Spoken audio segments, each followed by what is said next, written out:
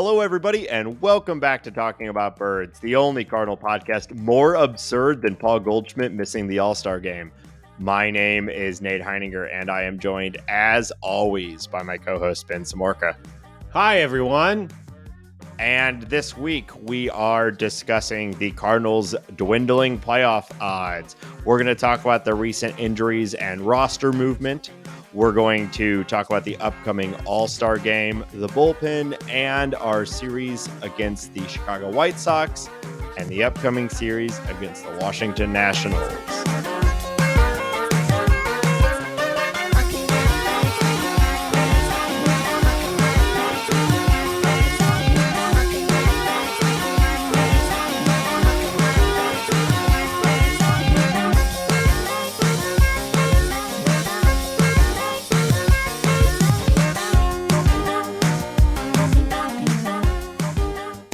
If you have an idea for the opening bit, tweet us at Talk About Birds.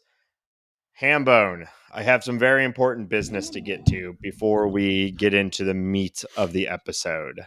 Lay it down, brother. There was some controversy in the Bird Scored, and I just want to, I would say controversy or really just good feedback that I think it's important that you and I take to heart. You know, we listen to our listeners, and we want to make the show as good as possible. Sure. Right? So swing and a miss on that one. Well, but we can fix it. Okay.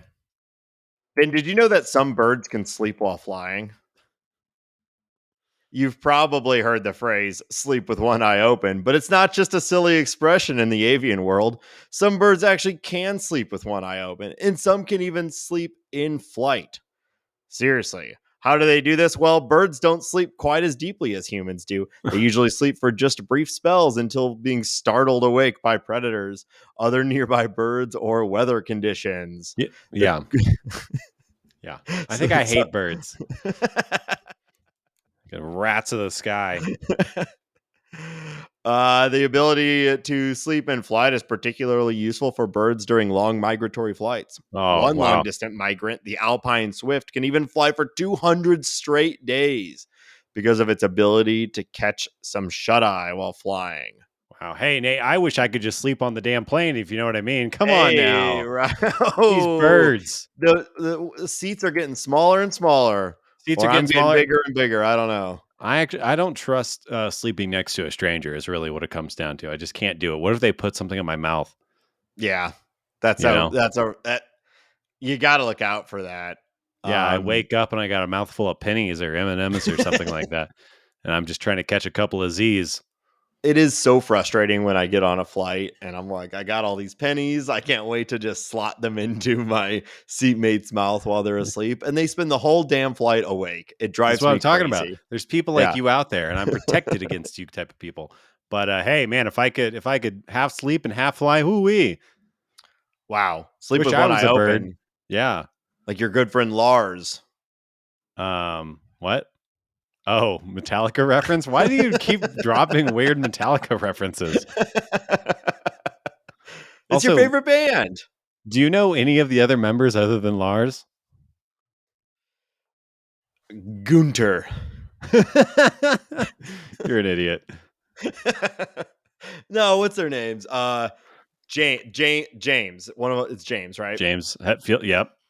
Yep. Okay. McCoy. Nailed it. Yeah. I know Metallica. Everyone knows Metallica.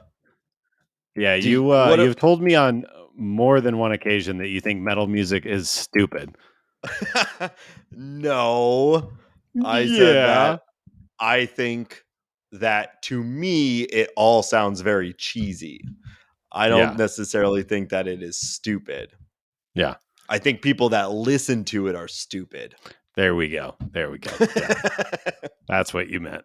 No, I think you are stupid. Yeah. I have no problem with metalheads. Sure.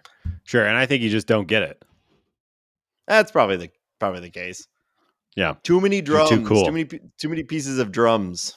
That's your problem that's too many individual drums. Yes. Yeah. That is how I feel. Yeah. Real piece of Anyway, shit. that's a bird fact for you. Thanks. Hey, I wish I could we sleep while I'm flying. Hey, well, with the food on airplanes, and why don't they make the whole plane out of the black box? Did you just whack your mic, dumbass? did I? I might have. Yeah. I just get so worked up about airplane food. Yeah. Hey, why don't they make the whole plane out of the food? Am I right? Hey, this is good. I don't want to talk about the Cardinals right now, though. So bird facts are talk about anything else. I could drag this on for another 45 minutes. Boy, I went to another footy match on Saturday. It was good. God, I'm never going to care, but good for you. I'm glad you had fun. I'm glad you all pretended to care about a sport. I hope the tickets were expensive, and I hope the food was bad. Yes, and then no. The tickets were expensive, but the food was great. I got a kebab from Balkan Treat Box. It's a fantastic Bosnian restaurant here in St. Louis. We love but treats. It was like $25 for a. Seems like a great price for a kebab. A kebab. Yeah, it was good. It's a good team. It's a good game. I'm enjoying it. Yeah, but it's nice to have a successful sports team in St. Louis right now. Yeah, there you go. Yeah. All right, let's talk about the Cardinals. Well, so last week, Ben, you and I chatted, and you said the Marlins series is probably the series that will define or determine the path forward for the St. Louis Cardinals. And it's a 4-game series at a time in the season where the Cardinals kind of need to pull up. I think the series before and after, and I guess really around the All-Star break, are important for how the team is going to move forward. And I think a 4-game series against a team that they're not a great team. They're a good team. They're not a great team, though. But I think a series like this can help you decide whether you should be a buyer or a seller at the trading deadline, which kind of becomes the focus of baseball post All-Star game, which is coming up very, very soon, obviously. And I would have to say there's still 2 games remaining. We have a game coming up here tonight. We're recording on Wednesday. But I'd say up until this point, they've completely failed the test. I don't know if they, I don't know if it could have gone worse. Here's a fun fact. Alec Burleson has had more pitching appearances in the last week than Jordan Hicks. Yeah. There you go. How do you feel about that? Now, that said, the Yankee series was good. Like the Cardinals series was won the series against the Yankees, who are also, I think, in a similar boat to the Marlins. Like a non-Aaron Judge Yankees team is like a good team, but not a great team. And so the Cardinals beat them at home. But then, I mean, we say it all the time. We ride the wave on this show, and the last Cardinal game that happened before this recording was the 15-2 absolute drubbing from the Marlins. So yeah, feeling pretty bad about it. If that is a barometer, if that series is the barometer, which I agree with you. Hard to imagine it having gone worse than what the last 2 games have been. Right. And I think, last night with Waino and everything, that was just like, you kind of knew, you kind of saw Waino. He was really fighting it, and it just wasn't going the way. Yeah. And the way of the Cardinals. And then the game before that was an absolute backbreaker. The broadcast booth was talking about how quiet and run down the clubhouse was after that 4-5 loss. And then to come out of that and get mollywopped by a team that has a average at best offense. They have great pitching, but average at best offense. And to kind of have your spiritual leader go down in flames for the 3rd time in a row. I mean, I like to stay positive. The Cardinals do have a percentage chance of pulling themselves out of it. There is a lot of baseball left. It's just really, really, this is the first episode that we've recorded this year Honestly, since we brought the podcast back, where I've really, really thought the Cardinals' chances have essentially all but dwindled. They are 15 games under 500 right now. Even, we've talked a few episodes ago, you can go 20-9 in a month or 20-8 or whatever, that month might provide. You can have a streak and that can absolutely change your fortunes. But we're at the point where you need like 2 months of that. And you need an insanely productive month just to get to 500. So I am starting to lose the faith. I will not say I am not going to say I have fully lost the faith, because I do. Well, yeah, I'll just leave it there. I haven't lost absolute faith. There is a percentage chance. I'm still going to be watching games. Yeah. But well, I mean, that goes without saying. There's always yeah, something to talk about. There's always something to enjoy from baseball, even if your team is bad and you're out of playoff contention.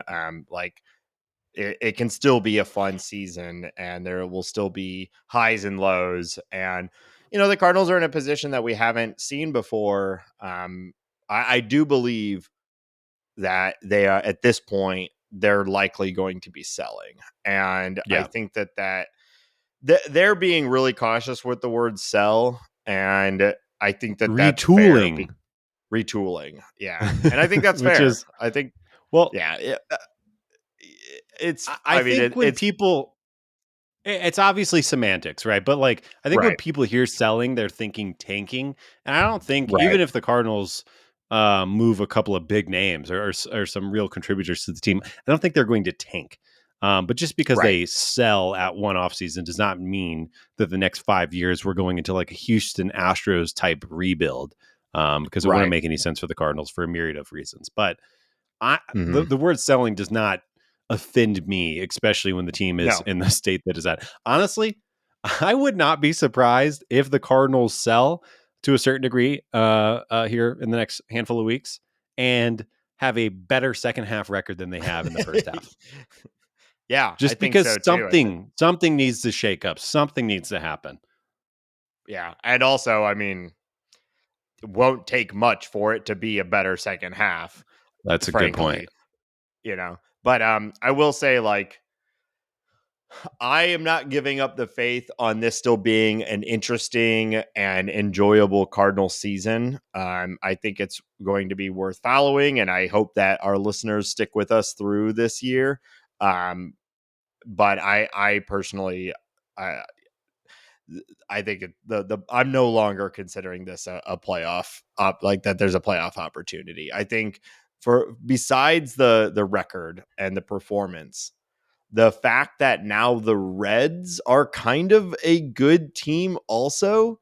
I Well, won't say that they are, like, they're not a great team or anything like that, no. but there's now two teams ahead of the Cardinals that simply need to play 500 for the rest of the season to end up with a significantly better record than the St. Louis Cardinals. That, like, it felt a little more realistic to me when it's like, okay, we just need to catch the Brewers, and Yeah. like the Brewers could collapse and we could just be okay and we'll get through. But now we need two teams that are playing reasonably well, that have like some young, exciting talent. Like, it's gonna take that just adds such another extra dimension of complexity to it, that I just don't see both of those teams absolutely collapsing, and also the Cardinals going on a multi-month mega run to get up to 83 wins or whatever they're going to need. Yeah. I'll disagree with you a little bit. I do not think the Reds are as good as their record shows. I think that their pitching is a little bit of smoke and mirrors right now, and they're having some performances from some really young people who are. I do not believe they'll be able to hold this up for the entirety of the season. Right. That being I don't said, think so either, but they're the Brewers are a better team than the Cardinals right now. And the yeah. Cubs. Don't sleep on the Cubs. The Cubs are the only team in the National League Central that have a positive run differential right now. They are somehow Yeah, in fourth place. So, of course. this season Yeah. is absolutely insane. And like, it makes me wonder, there's, a lot of weirdness in the standings this year. The San Diego Padres are still sub 500. Um, Seattle is sitting right at 500. The Mets are obviously where they're at. It's been a weird year, and I'm wondering if it's the new rules, if this is just one of those weird years in the MLB where it's hard to say what's going on. But a lot of Yeah. outcomes that I think would surprise the entire everyone who's paying attention to baseball. Um, Yeah. I don't know. The Mets. It's a It's a well, this is a I mean there's a significant amount of major changes that happened right. this year. Um you mentioned the rules change, the schedule change, uh like those two together just breaking up, teams had been built around playing in their own division. The Cardinals have been built around the fact that they are in the NL Central, and now they don't play the NL Central as much as they used to. I don't know if that has a hand in this, but it certainly feels like the top teams are even better than ever. The Braves and the Rays, and now the Rangers are dominating, and then everybody else is like pushed down. Um, and then like the rules changes around the pitching clock, the pitch Yeah. clock, and what that's doing to pitchers. There's more pitcher injuries this year than there have been. I think at least earlier in the season there was a stat that showed there'd been more pitcher injuries in this season than any season before to this point. I don't know if that Right. has normalized at this point or not, but there's a lot of new stuff. So I think I personally believe that like this we are starting a new era in baseball that will be considered like, we'll look back at 2023 and it'll be referred to as like the start of the pitch clock era or something like Yeah. that, in the same way that we talk about the lowering of the mound or the live ball era, or even steroid era or whatever. I think this is a moment in baseball time that we will look back on, and we don't know the ramifications just yet, but that might be what we're seeing with some of the standings. Or we're 85 games into a season and it's still, if that's not a small sample size, but it's also only half a season. Right. Anything can happen in half of a season, so it could just be that too. Yeah. Yeah. I mean, if the Cardinals reverse their record, like the season looks completely different. It's really, really hard to see Yeah, that if happen. instead of losing they were a lot of games, they're winning a lot of games, it would feel a lot better. It's the Well, I'm just inverse of saying that. last. Right. Yeah. No, thank you. It's the inverse of last year. Yeah. Last year, everything broke exactly right, and we had a super fun narrative season also around Pujols and Yachty and all that. And then this year, we're getting the opposite, where everything is breaking bad, and also we're getting like the nightmare Wainwright uh, Yeah. farewell season. Well, to that point, so the Cardinals, last time we talked, they had a 12% chance of making the playoffs, according to Fangraphs. They are now at 5.9%. They've literally cut it in half since last time you and I chatted, and that's of course because of performance outside with the rest of the division and so on and so forth. But as far as like casting blame, I know that a lot of people, there's the new hot story about Wilson Contreras not knowing what pitchers throw what pitch. Adam Wainwright doing Adam Wainwright things right now, which is been really bad performance. Ali Marmol not pulling the right levers. There's a lot of blame going around. I really think that there's only one person to blame for the situation, and well, I guess two: Michael Gersh, Who? the ghost of Michael Gersh, Yeah. wherever he may be, and John Mozeliak. I think putting together this pitching staff, which we've talked about in the offseason. Not only am I worried about it this year, but I'm even more worried about it next year. And essentially betting for everything to work out and to get innings from guys who can't provide you innings is really what's challenged this team. And it is why I feel pretty resolute in my thought that this isn't going to turn around unless they go trade for a Tarek Skubal or a anyone. I mean, anyone. I was positing on Twitter the other day. Do you think the Cardinals and the Mariners would be a really interesting fit?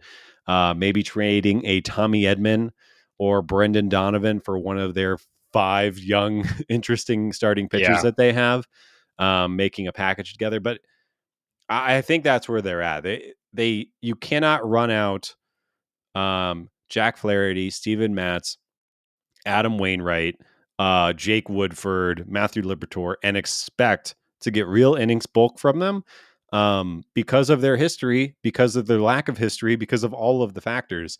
And I think that's really, we could blame everything else. I think that's all it is. It is just the pitching staff isn't good enough.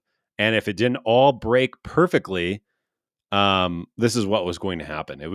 I think we probably could have seen this if we had maybe self-evaluated a little more critically. I mean, I think we kind of did at the same time. We all did. Yeah. I mean, Yeah. this was, everyone knew this was that's why everyone all off season was like, sign this guy. Okay, he's off the market. Sign this guy. Okay, he's do this trade. Go get this. Like, everyone was calling for it over and over. But hey, remember, John Mozeliak said, well, even if they had signed any of these guys, it still wouldn't have worked. Right. So remember when he reminded us that the Yeah. problem is so systemic that signing a single guy wouldn't have solved the problem. I mean, to that point, like, I would love a trade with the Mariners. I think that makes a lot of sense. They're on the edge as well and could use something. But I don't even know if one guy's not going to do it at this point. But it would certainly help. I watched the Brian Wu start, his most recent start. I'm like, man, they just keep finding these guys. Like, he wasn't even particularly highly touted at first, and now he looks like one of the best pitchers, the best young pitchers in the game. So and they have that other kid that's in double or triple A right now, Herman Munster or whatever. He's got some some funny name to me that it's Herman Munster. What? It's a real mouthful. Why can't I think of it right now? I don't know. You broke my brain with Herman. I'm sure I know it, but you've just broken me with Herman Munster. I'm looking it up. It's Emerson Hancock. Emerson Hancock. This is both super close and incredibly far away from Herman Munster. Emerson Hancock. Yeah. Anyways. Yeah. What's that Will Smith movie? Hancock? Yeah. He's the bad superhero. What if a superhero was bad? Like a supervillain? Yeah. But no. No, he's bad, but he's a superhero. But then, spoiler alert, he turns out to be an angel. It's so dumb. Such a bad movie. I've never seen it. Yeah. It's so bad. Speaking of Will Smith, happy Independence Day. It's the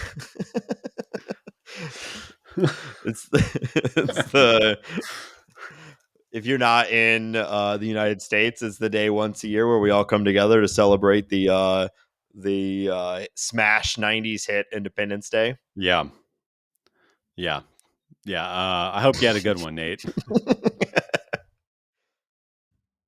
It's a good movie. It's a great movie. I don't know a better way to celebrate it than taking the day off work and shooting fireworks off into the air.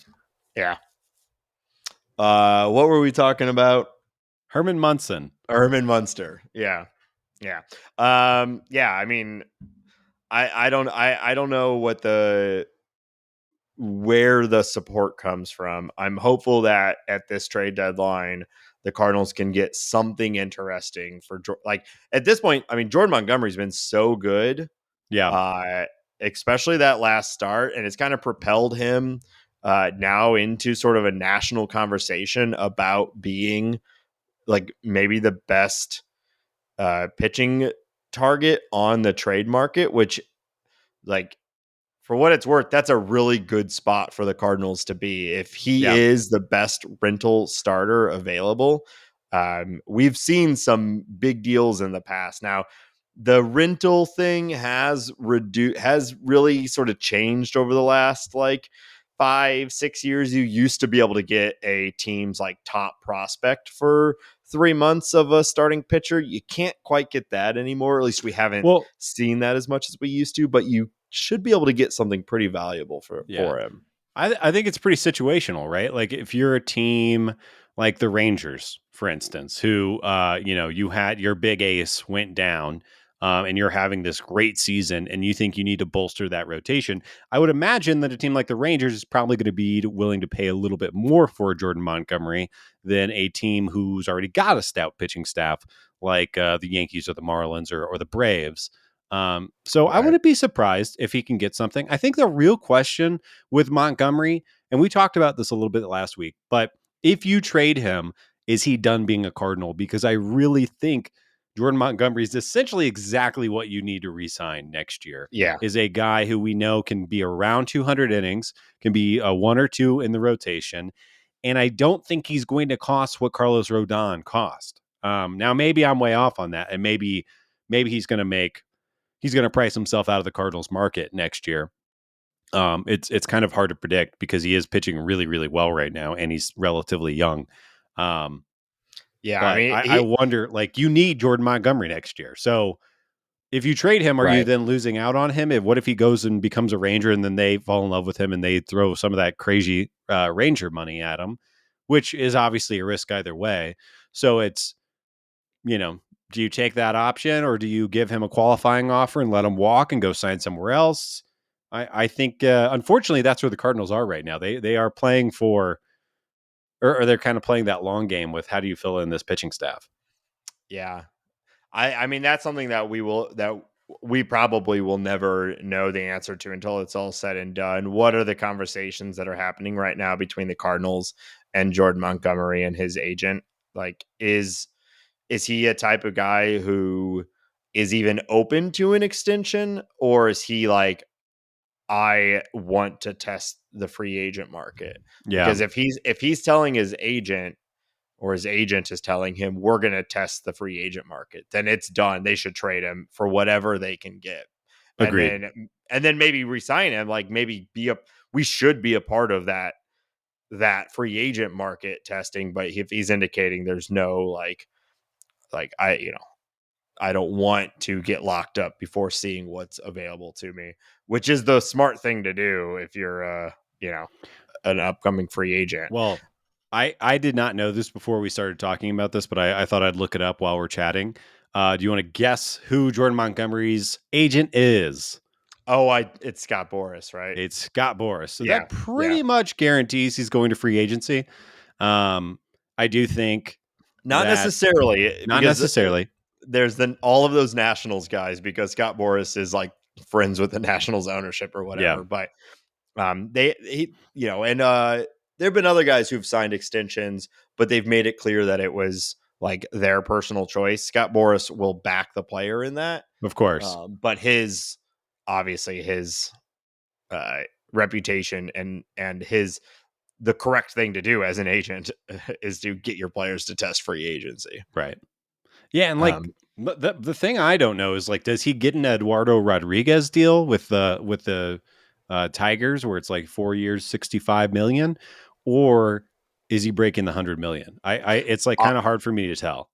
I think he's breaking the 100 million. I think Yeah, that between last year and there's still obviously he's got 15 more starts in him this year, and that can wildly change the trajectory. But he's looked really good this year. He's looked exactly what you would hope from him, and he is he's one of, if going by WAR right now, he's one of the top pitchers in the National League. Like, yeah, and like you said, he's young and he's a workhorse type of guy. He's exactly what every team wants, and is exactly what the Cardinals need.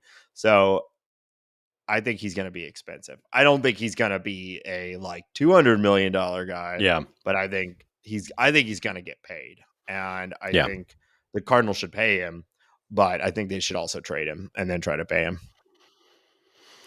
We'll see. yeah, And without yeah, I think the positive spin on all of this is that, like, what's good is that the Cardinals' best trade chips are also some of their best performers right now.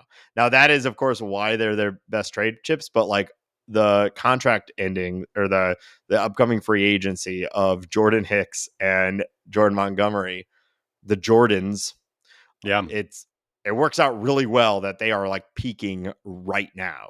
So we could see something that we've not really seen as a Cardinal fan recently, which is like the acquisition of high end prospects, which Yeah. would be fun. Paul DeYoung might be a legitimate trade Yeah, chip with his play this year. he's we've spent a lot of time over the over the last years talking about Paul DeYoung, but you could see why some team who's looking for their 25th, 26th man, it would make sense to go and get a Paul DeYoung. Yeah. Yeah, and I guess just to kind of round out my thought on this, it really comes back to the problem the Cardinals always have. It's we have too many outfielders. They need to pick Yeah, their 4 guys, trade the rest, and bolster the roster and be better at player evaluation. I think it's interesting that Randy yeah, Arozarena, Adolis Garcia, and Lane Thomas are all. Lane Thomas hasn't been announced yet, but I think he is likely an alternate when an injury comes up. He will. yeah. Those 3 guys will be all stars for their leagues this year. I'm Do also a better assuming job. Goldschmidt. Yeah, by the way, I'm also assuming Goldschmidt will get one of those alternate spots too Yeah, whenever this all is said and done. But it's crazy that he's not, yeah. just in there. But Well, I think Cardinals fans might be a little deflated this year, so maybe they weren't hitting the polls as hard as they yeah, normally do. yeah. We need a Pokemon go to the polls, you guys. All right. Uh, So stupid. Is that Clinton? yeah, it's my like favorite political thing to ever Yeah. happen. God. Never played Pokemon Go. Never even downloaded it. Oh man, I was really into it. I loved Yeah, you it. would. Yeah. Yeah, we would like we had like there was like 12 of us and we'd go Yeah. walk around the neighborhood. It was fun. Yeah. Sounds fun. Yeah. I had there was there was like a thing on it where you could like take over a gym. They'd like designate local hotspots as like Pokemon gyms. And if you owned it, uh it would have your gamer tag like floating over it. Oh, sick. And I lived in Clifton Heights, and there was the person who owned the church, this church near us. Their gamer tag was like Queen of Clifton or something like that. Yeah. And one time, Molly and I were out playing Pokemon Go in front of the church, and this big van pulls up right next to us. Guy rolls down the window and goes, "Are you Queen of Clifton?" Like, and we're like, what? And like even though we were actively playing, it was just such an absurd thing to be Yeah. yelled at through. And I was like, no. And he goes, ah, and then drove away. God. Loser. I mean, whatever. It was a local celebrity for a very, very, That's very, the very dumbest shit you've ever said to me. Wow. Yeah. All right, let's talk about some of the recent roster stuff. So Lots of movement in ADH. yeah. I mean, a couple maybe fun things. One sad thing, but it had to happen. Yeah. Wainwright's on the IL. Yeah. It like whether who knows if it's even real. They had to get him out of there, and an IL for shoulder discomfort is the most graceful way to get him out of the rotation, at least for a little while. Yeah. I think my expectation is that he's going on the IL for this period of time, and then he's going to go on a rehab assignment. And my guess is that rehab assignment goes until he's either found it or he's making a ceremonial last start. He said he talked to the media after last night's start. And of course, like it just needs to be said. I think everyone knows it. But Waino is a great Cardinal, a great person, somebody that's easy to root for. I understand it's easy to be frustrated, but he is still Adam Wainwright. I think obviously people can vent their frustrations. Of course you should. You want your team to win, but he's still Adam Wainwright. Anyways, I thought he's pretty candid in his post-game interview, talking about how I actually believe him. He said there's shoulder discomfort. He said it's the first time he's really dealt with a barking shoulder. I'm not surprised to hear that a pitcher in their 40s has shoulder discomfort. That's a very believable narrative to me. So I follow him on that. And he said that he's going to try to figure it out. He's going to try to click in. He's going to try to learn or get back to finishing his pitches. And if he can't, he's going to be the best cheerleader the team has. And I believe him when he says that. I think that he is stubborn and competitive like they all are. But I really think if he can't come back and be effective, that he will either retire midseason or run out the clock on the IL so he can be with the team in some form or fashion. Yeah, But I have no reason not to believe everything he said. And like I said, it it's just a very believable narrative to me that he is actually dealing with some form of discomfort because that's fair. there's Rich Hill, there's Adam Wainwright. End of list for 40-year-old pitchers. Is Verlander 40? He's Yes. 39, isn't he? No, I thought he was 40 now, but So the list is there's either no way to 2 or know 3 this. people long. So I don't know. He's I'm 40. not. Yeah. So there's Yeah. 3 pitchers in baseball who are 40 years old. Um. So yeah, I don't know. I mean, again, he could be lying. I just it Yeah, seems very believable to me. I guess when I say like it might not be true, I mean to say like if he's pitching well, it may not be something that he would go on the IL for. But Sure. they need something to give him a way to get out of the rotation Right. and not just be like benched, Right. And Right. this allows a rehab assignment and all the things that he'll need in order to Right. get back to it. But yeah, I mean, I echo your sentiment too on everything around circling around Adam Wainwright. They talked about this in the broadcast, but I think it can't be like overstated. He gets blown up on the mound. It looks horrible, and we all know what's going on. We're like concerned this is the end of his career. And what does he do? He goes in the dugout and he's on the top step watching the Yeah. rest of the game. Right. Almost anyone else, like me and you, we're sobbing uncontrollably in the dugout. Chris You Sale's ripping know, a phone off the wall. yeah, like most guys don't have that in him, and that Right. speaks to who he is and why he is in it like a forever Cardinal and a they don't even need to vote Cardinal Hall of Fame for him. Right. He should just retire and be given the jacket, Yeah.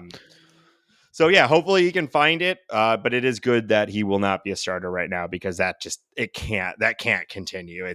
No. He's been one of the worst pitchers in baseball. So not that there's anyone knocking down the door to take his spot, but like Yeah. even a weird bullpen game is going to be better than what he was throwing up there. There were like Yeah. I mean, four outs in a row in the game last night that looked. I was like, okay, here we go. That was a good curveball, and then the next inning, it was like, never mind. It's yeah. done. Yeah. So, we'll hit these. Wayno goes down. Obviously, Andrew Kisner goes to the IL after having a shot below the belt that required him to go to the ER. Which, Man, honestly, does this like, happen? This happened to I'm re- Yachty a few years back. Like, I'm is it just a retiring. Cardinal thing? Yeah. If this Is it? happens to me, I'm never picking up a glove again. You've got to I be can't. kidding me. Yeah. He stayed I in. He can't. finished that inning. I don't. Yeah. So Kizer, he should be fine, but he's going on the IL for obvious reasons. Obviously, hope a speedy recovery there. My goodness. Yeah. Put some ice on it, brother. You'll be okay. James Nail has also been optioned down to Memphis. Then in corresponding moves, Ivan Herrera has come up Yeah. to be the backup catcher in Andrew Kisner's place. I'm very curious to see how this works because obviously Wilson Contreras doesn't know how to catch. It's all his fault. He's the reason the team is where they Of are, course. and the pitching has Yep. been so bad. So is it going to be a As we've 50-50 always said. split? As we've always said. Is it going to be a 50-50 split with Ivan?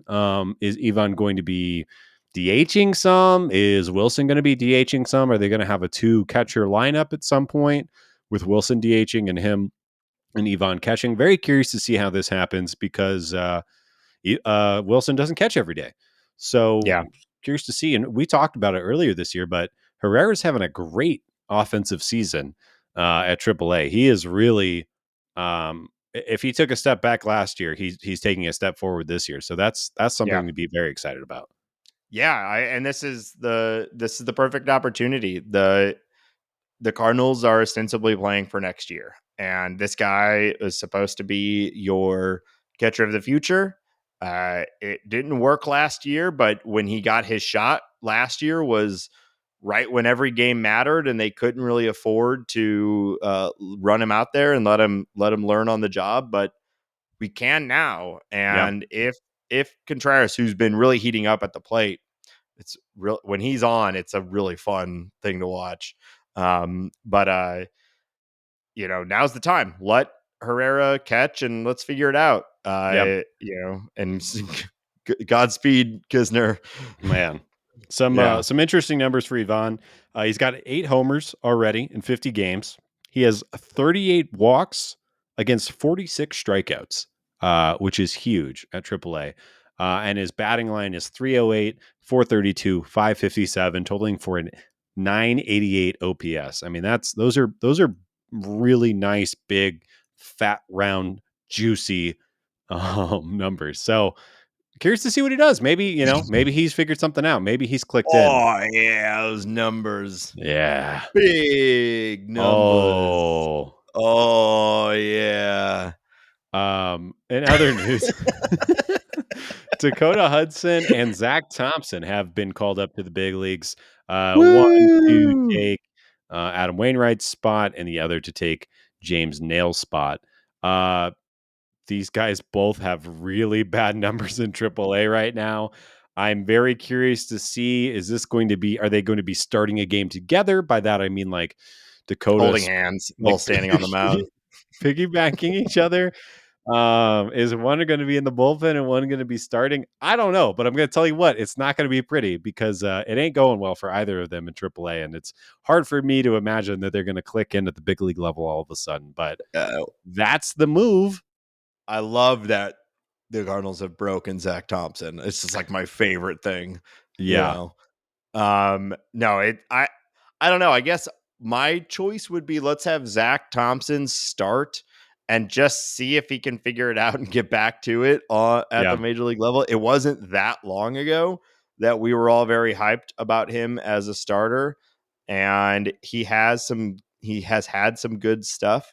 Yeah. So like we all know what Dakota Hudson brings to the table and what like a peak Dakota Hudson looks like. It's still not like that great. So I'd much Yeah. rather see like, can we do something with Zach Thompson and get him back to it? Because like, here's a shot. We need starters next year. He was a Yeah. good starter at one point. So let's do that. But yeah, they both, it is hard to imagine that it'll just suddenly turn the corner at the major league level when it was going so poorly at the minor league Yeah. level. And to contextualize that a little bit more, Zach Thompson, who we like, has got 32 and a 9. We'll just say it this way: 9 starts in AAA. He's got a 9.09 ERA. And Dakota Hudson has 11 starts in AAA this year, and he's got a 6 ERA. So based on those numbers, I'm thinking Dakota Hudson gets the start and Yeah. Zach Thompson. Dakota Hudson had a decent 2-inning performance against the Marlins, which I just think he's more likely unless the rest is working out.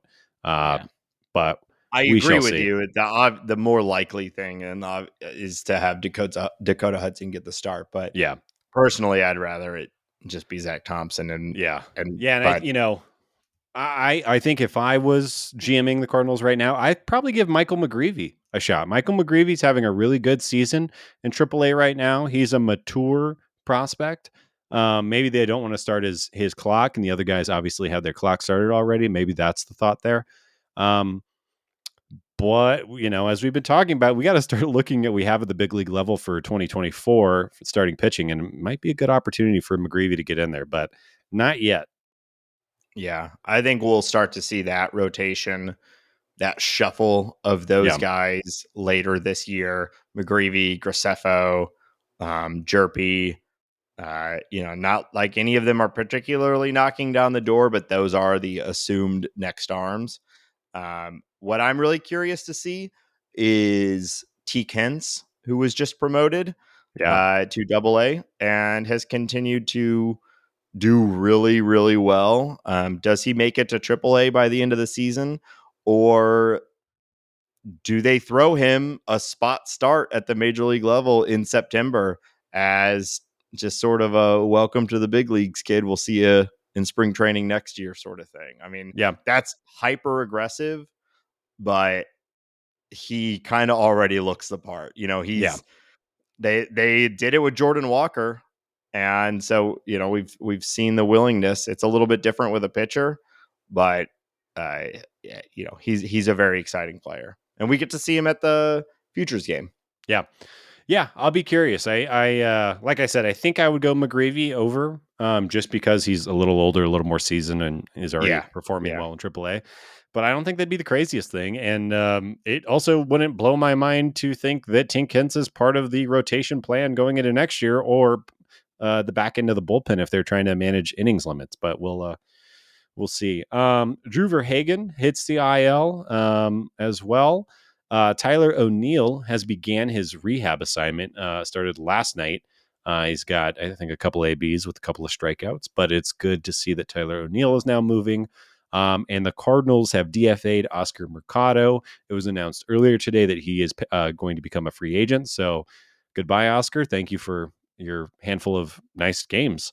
And yeah, that also means that Lucan Baker has rejoined the Cardinals, which is fun.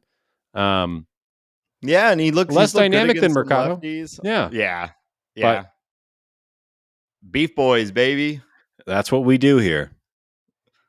Got rid of like one of the few. I mean, there's a couple other Cardinals, but Mercado, a slimmer man. We got to get Lucan Baker up here. Need the Guy's beef. a tree trunk. But you know what? Honestly, like you're talking about guys knocking down the door. Lucan Baker might be one of the only guys in the minor leagues that is like hitting so well that you can't really ignore what he's doing. He's got Yeah. I think it's he's got over 1,000 OPS, 22 bombs. He's walking. I mean, maybe he's figured something out too. I think it's absolutely worth it. And, maybe the big kid gets into some balls in the big leagues. Yeah.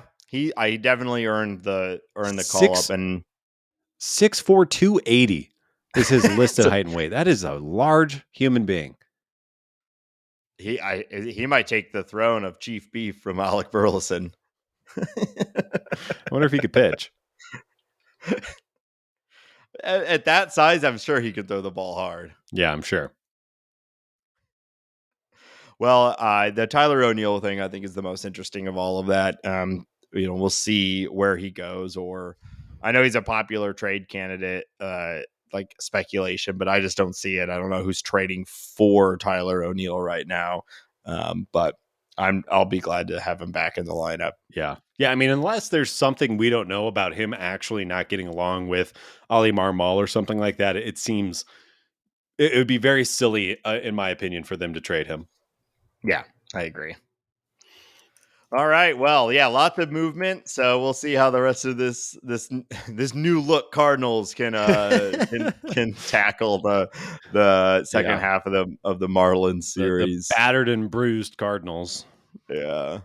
We're gonna talk a little bit about the bullpen and some of the All-Star game and a few other things here in a moment. But before we do, we want to remind everybody that this show is listener supported on Patreon, patreon.com/talkingaboutbirds. I know times have been tough right now as a Cardinal fan, but hopefully we have helped you enjoy it a little bit more. And if you want to show your support, show your appreciation, we would love it if you would consider joining our Patreon, patreon.com/talkingaboutbirds. Members at any level get access to our private Discord server. We call it the Bird Scored. It's a great place to hang out with other Cardinal fans and talk about the Cardinals in a space that is less bloated and as rate limited as Twitter or wherever Ooh, else you may be. Yeah. Don't worry, we won't limit your rates in the Bird Scored. Come and hang out with us. Patreon.com/talking about birds. We also appreciate it for anyone who enjoys the show to spend just a couple minutes to rate and review the show on your favorite podcast platform. It does help. Ben, where can people find us elsewhere online? Yeah, make sure to follow us on Twitter at Talk About Birds. You can find us on Instagram at Talking About Birds. We are on TikTok. Go look at our faces on TikTok. You can listen to this podcast on Spotify if you prefer to list there. If you have any thoughts, emails, questions, musings, criticisms, please send them to talkaboutbirds@gmail.com. And if all of that is too much, you can go find us at talkingaboutbirds.com. Again, that is talkingaboutbirds.com. I also wanted to talk about there is a opportunity if you want to go to a Cardinals versus Rockies game at Busch Stadium Sunday, August 6th. So 1:15 game. There's a link on our Twitter. It's $35. It includes a hot dog, a soda, and the ticket. And the money goes to help breast cancer, fighting breast cancer in Missouri and Southern Illinois. It is called Cardinals for a Cause, presented by Gateway to Hope. Check that out and go buy yourself a ticket and help folks, like I said, who are fighting breast cancer in Missouri and Southern Illinois, and help them live a more normal life. But again, you can find that link on our Twitter or email us if you have any questions about that. It's a great cause, something that is near and dear to our family. So, yeah, absolutely check it out. Yeah. And you get to go to a game. So, boom. The Cardinals have a chance. Yeah, no kidding. Maybe. I don't know. Rymack is coming on right now. You got to be careful. All right. What are we talking about next? Let's talk about the All-Star game real quick. Nolan Arenado. Hey, all right. We got a starter. we got one. We got one. And he should be. I mean, the All-Star game is a fickle thing, and you could argue Machado, Riley, whatever, like pick your favorite, but I'm personally very happy that Nolan Arenado is going to be starting. I think he deserves it. I think the All-Star game is a balance between like current upcoming stars, hot seasons, and like future Hall of Famers. And Arenado is the latter, and I think it's just he should be there, and I'm glad that he is.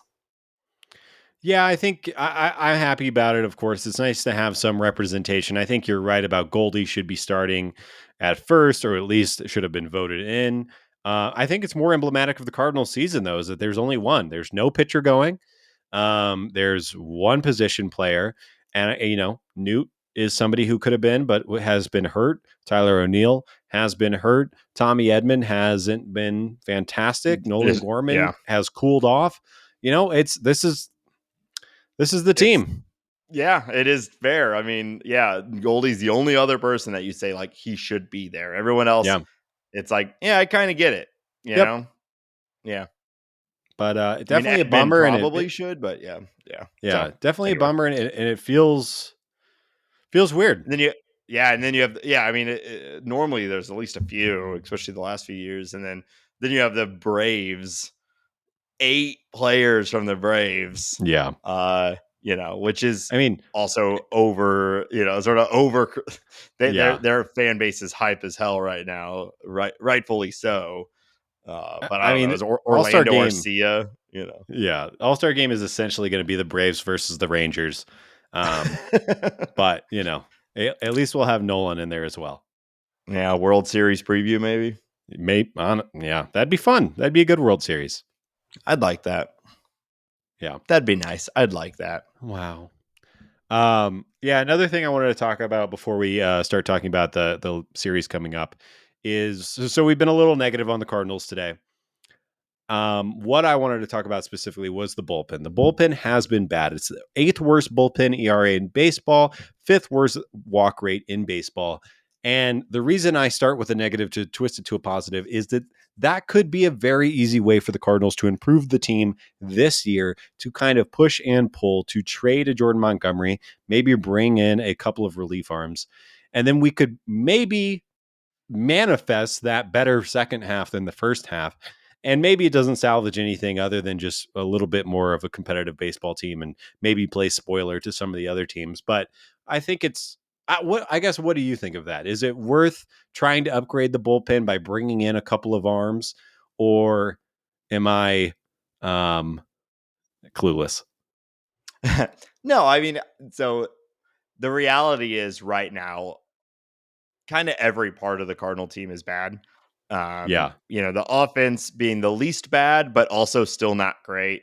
And if the Cardinals want to be competitive next year, which they do, obviously, they need to start making improvements everywhere. And bullpen arms are typically some of the most like gettable things, right? Um, either a starter from someone's minor system that you can bring in and put them in the bullpen, or uh, you know, trading from someone's MLB roster. I've seen some speculation around the Cardinals trading with the Arizona Diamondbacks, who are, suddenly a playoff contending team who seem to have some depth in the bullpen. And that might be a place where we move a Montgomery for some bullpen arms. My take on it is that we need to improve the pitching across the board. Improving your bullpen also improves your starting rotation and vice versa. Right. You need both of them.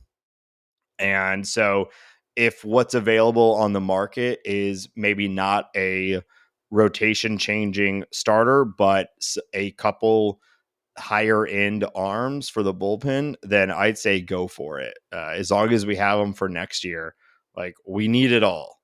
I don't think that we can really count on anyone right now for the bullpen next year. Um, the one guy who's been great this year wasn't great at the beginning of the year. You famously called for him to be cut from the team, and he's going to be gone next year. Yeah. And Helsley is incredible, but is obviously an injury risk. So like we need it all. So I'd be fine with that. Yeah. And also like a bullpen is the most like has the most variance. So yeah, like we could see a totally different second half if we suddenly have a really good bullpen. So sure, I guess is my answer. Yeah. Sure. Wow. That is where we're at. The Diamondbacks are interesting, aren't they? That Dalton Varsho trade has really, really worked out for them. They're a smart Yeah. little team down there. And doesn't, having or Corbin Carroll doesn't hurt your Yeah, I chances mean there. that dude is Acuna is just trashing anybody else's opportunity to win an MVP. But like, if it wasn't for Acuna, Corbin Carroll would be a hot pick Yeah. for MVP, let alone Rookie of the Year. Yeah. That helps. That help you launch into relevancy really quickly there. Yeah, yeah. So, I guess we'll see, but it is frustrating where at least for a while, like the bullpen was the one thing that we were like, well, we've always got that, and then now, it only takes a few guys suddenly not being good for the whole thing to collapse. Yeah. Yeah. And it's all together, like you were talking about. It's the whole staff. It's hard to have a solid bullpen when your starting pitchers are shit in the bed every night. So Had to replace the sheets a lot on this team. Ew. Ew. Let's talk about the series that's coming up. So, Yeah. the Cardinals travel to Chicago to play against a similarly dysfunctional organization. Yeah. One that they've just been living in the swamp of dysfunction for years now. Year after year, it's a team that people pick to win the AL Central, and year after year, they find a way to be like out of it by mid-season. Yeah. I mean, the White Sox, there's a lot to like, right? You have Luis Robert Jr., who is, I think, putting it all together for the He's first having a time. good year. Just kind of dominating, and he plays a great center field. Andrew Vaughn is taking over first base there. Eloy Jimenez is still pretty good. Jake Berger, Missouri's own Jake Berger, having a pretty solid year. And how did the Cardinals not get that guy? He went to S Missouri tier State. last name. S tier last name. A big old boy that hits big old dongs and plays third base. But he's not a Cardinal, so here we are. Yeah. But yeah, I mean, it really comes down to the pitching. Lucas Giolito's having a solid year. Dylan Cease taking a big step back from his Cy Young days. Lance Lynn has had a very rough year. And then they've had injuries kind of up and down, not to mention what they were dealing with and what Liam Hendricks was dealing with his health scare earlier this year. But yeah, I think you kind of said it. Like, they're not that good of a team. They thought they were filling a hole by paying Andrew Benintendi a bunch of money, which I think was probably the worst deal of the offseason. And they're flirting with 50 losses. The Cardinals beat them to 50 losses, but they are about to be part of the 50 loss club. Oh wait, no, they do have 50 losses. Just kidding. They so yeah, they suck. We suck. Yeah, It should be a fine series. they have a better record. Well, they've played 2 more games than the Cardinals. Yeah. And they've won 2 more games than the Cardinals. So right now they are sitting with a better record than the Cardinals. Yeah. Yeah. So yeah, it should be a good series. Yeah, and then the Cardinals play another 50 loss team in the Washington Nationals. I don't know if we really need to cover this. We just played them right before London. They're coming to St. Louis. Lane the Train Thomas coming to town. Get the big standing O, I'm sure. You think so? You think No. he's going to get it? No. There will be a smattering of applause though. Yeah. But yeah, I mean, I don't think there's too much to cover. They're still who we thought they were. Stone Garrett has been having a nice year. He's kind of turned on since we last saw the Nationals, and yeah, that's really it. CJ Abrams, I think, is interesting. Yeah. He's been, he's very, very young. I think he's progressing like most young, good players. I think he's going to be good. Maybe not quite there this year, but I think he will be good. Yeah. Yeah, he's 22. Yeah. Yeah, I think he'll be good as well. And he's fun to watch. Yeah. Wow. Wow. All right. So just a bunch of last place teams playing each other over the next week. Yeah. Try not to be tricked by the Cardinal sudden turnaround, but I don't think that they will. I think we'll see, I think it'll be rough. All right, let's move into the league news section. Yeah. What do you got for me, Ben? Yeah, hey, you know what? HR Derby's coming up, which is my favorite start of the All-Star break, part of the All-Star break. And we have some contestants announced, not everyone. But so far, I think this is turning out to be a pretty good showing. We have Adley Rutschman, who has said in an interview that he might try from both sides of the plate just for the fun of it, which Adley Rutschman is awesome. So that should be exciting. Pete Alonso, big scary guy, home run champion. Obviously, he's got to be the favorite. Randy Arozarena, Mookie Betts, Vladdy Jr., and Julio Rodriguez, with a couple of more spots hanging out there. But I think even with that, that's a pretty exciting lineup. I don't think we're going to get Shohei. He's just got the finger thing that he's dealing with. I'd be highly surprised if he does it. But yeah, I don't know if you could pick one other guy out or to add to that. I mean, is it Acuna? Would Acuna do it? Yeah, that's my pick. I'd love to see Acuna in there.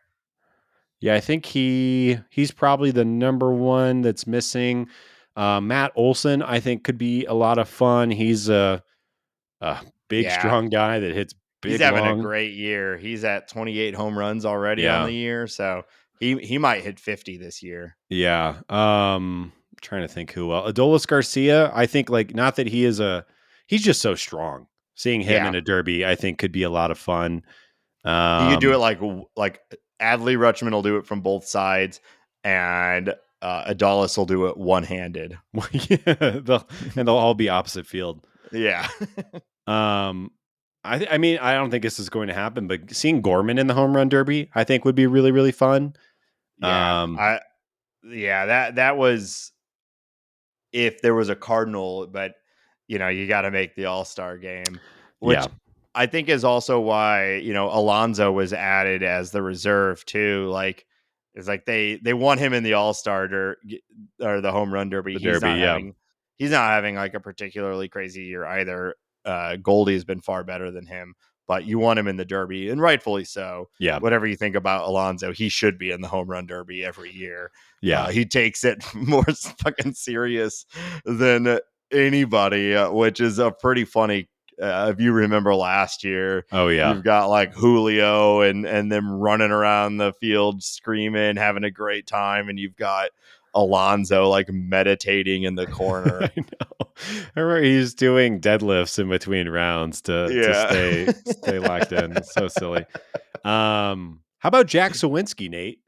That'd be fun. I think Jack Sawinski, if I read this a couple of weeks ago, he might have the longest average home run. I might be He's making that up, he's hitting but the shit out of the ball. when he hits them, they go far. Yeah. And the Pirates have had a fun year. Get a Pirate in there. I would also be curious to see Miggy, Miguel Yeah. Cabrera do the home run derby. Obviously, I don't think he'd be a real shot to win, but I think this is Miggy's Like last year, and like like Pujols, Pujols. Yeah. yeah, I think it'd be Yeah. fun to see him. Well, yeah. Anyways, looking forward to the Derby. Ever since they changed the format, I've just been such a huge fan of it, and it's It's one of the best things baseball's done, and I really wish, like, if baseball, if baseball was smart, they would have the home run derby as a free streaming online thing that you could view from anywhere all of the time. Like, you should be able to go on Twitter and watch the home run derby. Yeah. You should be able to go on YouTube and watch the home run derby. Like, it is such a good like ambassador for the game. Yeah. And the fact that it is as buried as the rest of baseball is ridiculous. It's a great event, and it's like you were kind of alluding to, like you can actually see the players' personalities because it is a exhibition. It's fun. You can see Francisco Lindor wiping the sweat off of Pete Alonso's brow, or whatever silliness might Which be is happening. all that's what we're there for. I don't know why that was my example, but you get it. Watch it in slow-mo. Or was it last year when Pujols was like acting like he was gassed, and then somebody ran up with a Gatorade? It wasn't even, he wasn't acting. As soon as he got done, he got surrounded by the players all waving him with towels. And Oh, yeah, stuff. that's what it was. Yeah. It was Pretty hilarious. Fun. Yeah. It was so much fun. And the best thing about it too, besides all that, is that the players get to actually go all out and try really hard. Unlike, the All-Star game, I do think they're trying, but there's this like level of like, well, I'm not going to hurt myself in an exhibition game. You don't But want to be Ray. Yeah. But the home run derby, like, they grip it and rip it, and it's awesome. Yeah. So it should be everywhere. It's the best thing that the game does for like self-promoting itself. Agreed. Yeah, I think it'd be fun to see Julio Rodriguez win in front of his home crowd. We'll see what happens though. Domingo Germán threw a perfect game basically right after we recorded last week. That happened. Yeah, I mean, as far as on the field stuff goes, it's incredible. I mean, it's the 24th in baseball history, right? The last one was 11 years ago with King Felix. So it's like I watched the last few innings, which you always tune into these things like, oh, they're gonna blow it in the 7th, 8th, or 9th or whatever. And so to actually see a perfect game completed, you're like, oh shit, he did it. Like that is forever a part of baseball history. Yeah. Domingo Germán himself. The fact that it's him, the fact that he had the 4th longest suspension of the domestic violence policy, and the fact that it was against the A's in Oakland, which is one of the worst teams we've seen in our lifetimes, takes away from it quite a bit for me. Yeah, it makes it less fun. It's a lot less fun. Of all the guys to get it, you're like, and he's not even that good. Yeah. Also, he had given up something like 15 earned runs in the last like 3 innings he'd pitched or something like that. Not to mention he got caught with sticky stuff earlier this year too. Yeah. So, man, wish it could have happened to anybody else. But that's how it always goes with these things. You know, I guess King Felix throwing in a perfect game is awesome. Yeah, we love King Felix. Yeah. but it's like always like it's like Armando Gallarga. Remember? Yeah. It's like, of course, it's just like the stars perfectly align. Right. You know. Yeah, I think if anything, it speaks to more how random baseball is and a perfect game is than a true Yeah. talent or anything like that. I don't think this is the last no hitter against the A's this year, too. Yeah. Like, a perfect game probably. It might be another decade before we get another one of those, but I suspect there'll be at least one more no hitter against that team. Well, especially once they trade away like Brent Rooker and a couple of their other guys, that team is going to look really bad here soon. Yeah. Moving on, Mike Trout has fractured his hamate bone after being hit by a pitch in a game. This has just been a bummer season for Trout. He just gets going and then he gets hurt, and he kind of had a rough start to the season and just hasn't been Trouty's season, but kind of disappointing. Of course, with the Angels doing well, it's hard to imagine them continuing their push for the playoffs without Mike Trout. But it's a hand injury. Hands heal relatively quickly, especially the hamate bone. Hopefully he comes back in August and keeps rolling, but we'll see. Is that your favorite bone? Because it reminds me of ham. Yeah. Wow, you're so pleased with yourself right now. The shit-eating grin you have on your face. Ladies and gentlemen. Yeah. No, I'll move on. It's fine. Yes. Yeah, sorry. Add your flavor, Nathan. There was... Is there ham on his hand? Dumbass. I want to root for the Angels. It was a difficult 24 hours because he broke his hand. Shohei had the finger thing, which has turned out to it turns out it's probably fine, but still, he leaves a game with an injury. And then Anthony Rendon, not that he's having a crazy season, but still he's one of their starters. Yeah. He left the game on crutches all in like a 24-hour period. So it's just the Angels. There's some sort of curse at this point on them. That's like $1 billion worth of player injured in 24 hours. Yeah. The two best players on the planet. Yeah. And then Anthony Rendon. And a very expensive player. Yeah. Great hair. Nice flow. Also great at grabbing people by the collar. The Blue Jays will recall Alek Manoah to start Friday's game this week. If you remember, Cy Young candidate, terrible start to the season, went down, was starting at A-ball, and is now being brought back up. So kind of exciting. I think Alek Manoah is one of the stars of the game and a good personality. I like that he likes to talk shit on the Yankees and get all mixed up in it. So hopefully he is able to bounce back and come back and be relevant. We like the Blue Jays. They're an exciting team, and it was a crazy collapse for one of the best pitchers in baseball. So he looked really good in his last start against Double-A.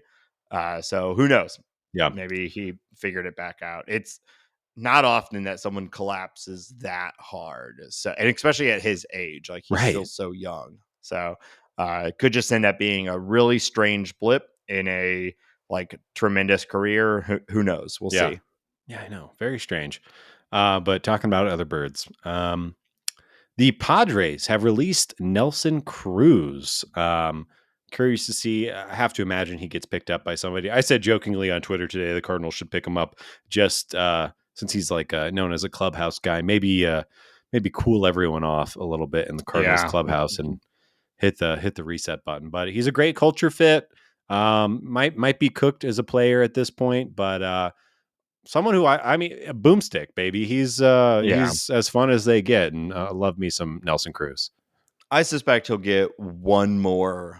One other team will pick him up and give him a shot before it's done. He was pretty rough for the Padres, and he's in that 40-year plus camp. But he's had a wild career, almost 500 home runs, and he didn't really become a starter until he was 28 or something like that. So. Really, really one of the biggest players of the last 10 years. Yeah. And Cardinal fan favorite. Well, he definitely gave us the assist there in that World Series. We'll take that. Not a great defender, great hitter though. Yeah. Yeah. So, yeah. Anyways, we'll see what happens there. And the Tigers have announced that they have reinstated left-hander Tarek Skubal from the IL. I think it's obvious why I put that on the league news, but we'll see what happens there. I think You really want him to be a Cardinal. I could not be more on that train. I really, really think the Cardinals should try to make that happen, but Yeah. seems unlikely. I also don't understand the Tigers window. I would love that to be explained to me by somebody. I don't know when they're trying to compete, but they're definitely playing El Mago. I can't think of his name right now. The Miguel Cabrera. No, the shortstop. Oh, Javier Baez. There we go. Yeah, El Mago. I think the magician is what that means. Oh, right. That's his nickname. Right. Yeah. Yeah, there we go. And okay, final thing on my news segment here. MLB unveils new virtual ballpark. And this is copy from MLB. I think this is interesting.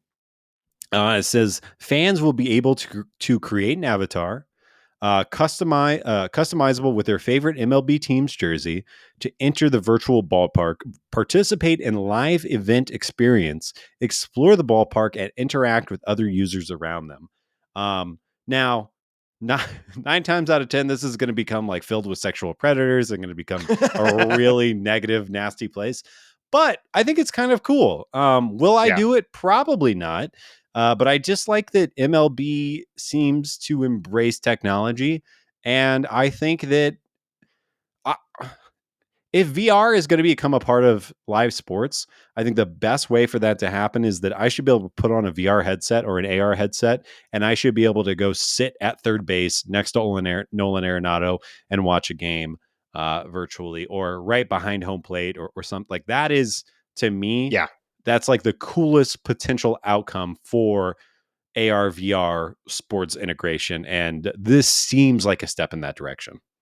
Yeah, 100%. I think most current applications of this technology are often comically bad. Yes. If you remember all the Facebook metaverse stuff. Meta's cool, dude. Yeah, with I have all my meetings on Meta. Yeah, Zuckerberg handing around the bottle of barbecue sauce or whatever. Like, Yeah. it's all looked like they're like, this stuff's gonna change the world, and you see a image that looks like it was made on like Windows 95. You know, yeah, it looks like Second Life from the early 2000s. Yeah, and they're like, wow. So it's very easy to laugh at, and I've been right there laughing alongside.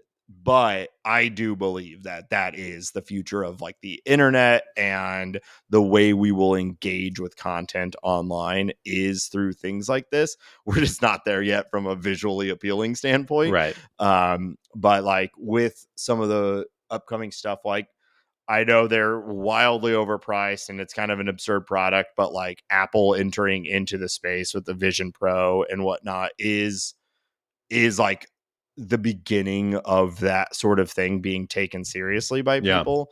And I think that we are not that far off from exactly what you're talking about. Putting on some sort of headset, whether it's a full on thing like what Apple's doing, or something similar, smaller, like other companies who basically have you slot your iPhone in front of your eyes.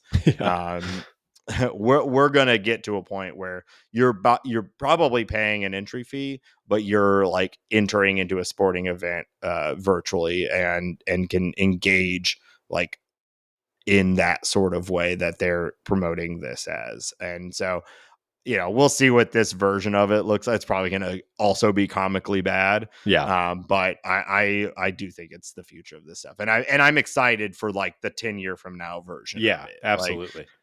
Yeah, like, and being able to start somewhere. And being able to like feel the speed of the game on the field. And I think that is the biggest opportunity. And I think, I don't know. We'll see. And I'll pay for that. That'll be really, really cool. I think it'll be awesome. It's the like Apple headset, the fidelity of the screens and the sound that they're doing in that thing. Like, you'll never get the physical sensation of it, but auditory and visually, like, it's probably can get pretty damn close to feeling like you're like sitting at a ballpark. Yeah, and you could just have your kid throw dirt and water at you if short out the $3,500 headset. Yeah, smart.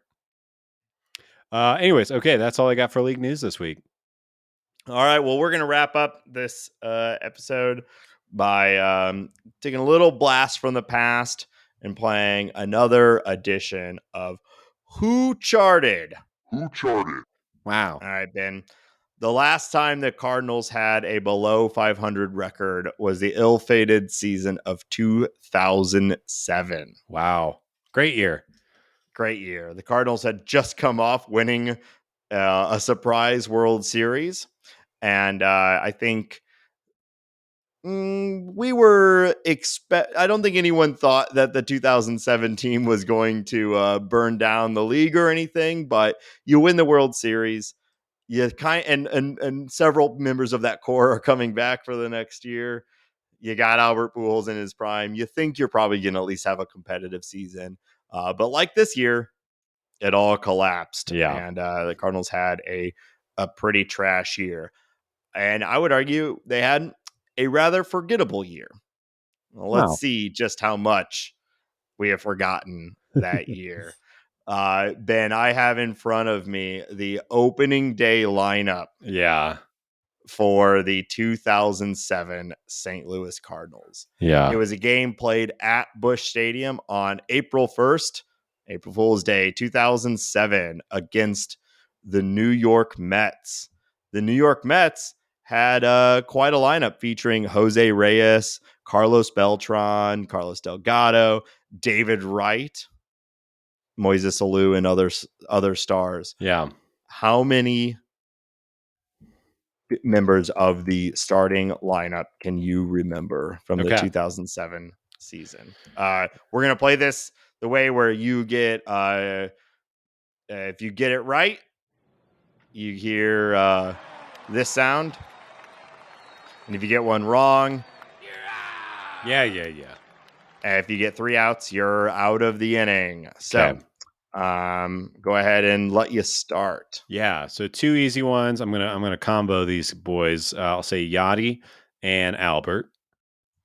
Yep. We'll just click it twice here. It didn't work. Cool. Yeah. Yachty and Albert. All right. Obviously. I'm going to say that Ryan Ludwig was also on that team. I think he had a great year that year, if I remember correctly.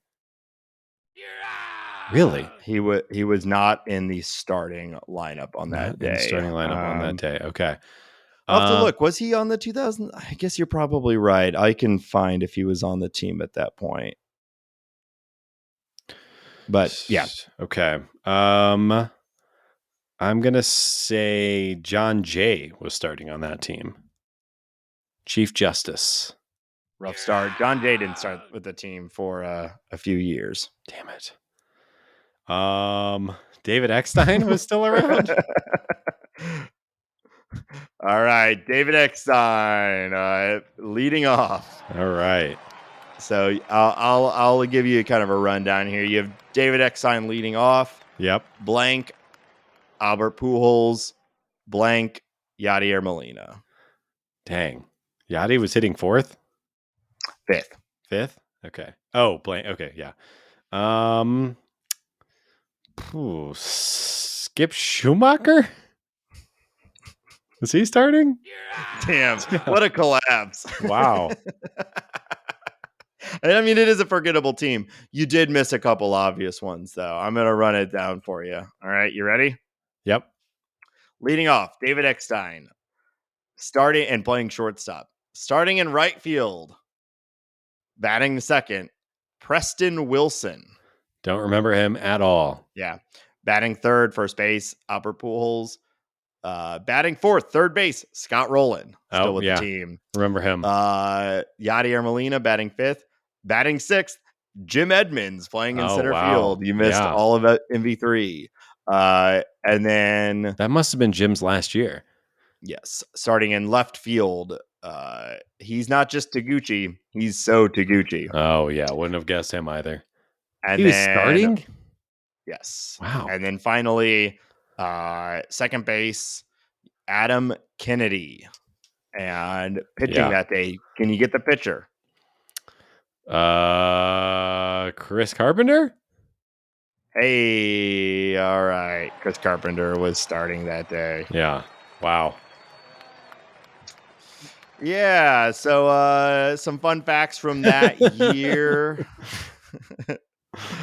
The Cardinals were in first place for 2 games that season. They ended the season 7 games back, a record of 78 and 84. The furthest behind they fell was 10 and a half games back. Current Cardinals are 11 and a half back, so we've broken that. And the most games they were ever under 500 was 11. Oh, crushed that this year. Yep, crushing that. Yeah, so they the longest losing streak was 9, which I think we've tied. Yeah. And let's see, anything else interesting here? They scored the most runs they scored in a game was 16. The most runs they allowed in a game was 18. I think that was the year that Walt Jocketty was fired as well. I believe so. Yep. Well, wow. Great year. Love to talk about it. Really, really positive show today. You know, we are fortunate as Cardinal fans to have 15 years straight of a winning record. It wasn't always playoffs, obviously. 17, 18, and 19, or 16, 17, and 18, the Cardinals missed the playoffs. Yeah. So it wasn't even that long ago that the Cardinals were not making the playoffs consistently. But there is, as we're experiencing this year, there's just, it hits differently when you miss the playoffs and are bad, and not like you're kind of good and miss the playoffs. Yeah. It's, it's been rough. Some of these losses, Yeah, but we still love it. We'll still be here. So hope you stick with us. And that will do it for this week's episode. So we'll see how this week of ball goes against some terrible teams. Maybe we'll have some good games. And, remember the series against the Tigers earlier? Felt like a really good series. Like that's what I'm looking for. That's what I'm looking for here. So we'll be back next week.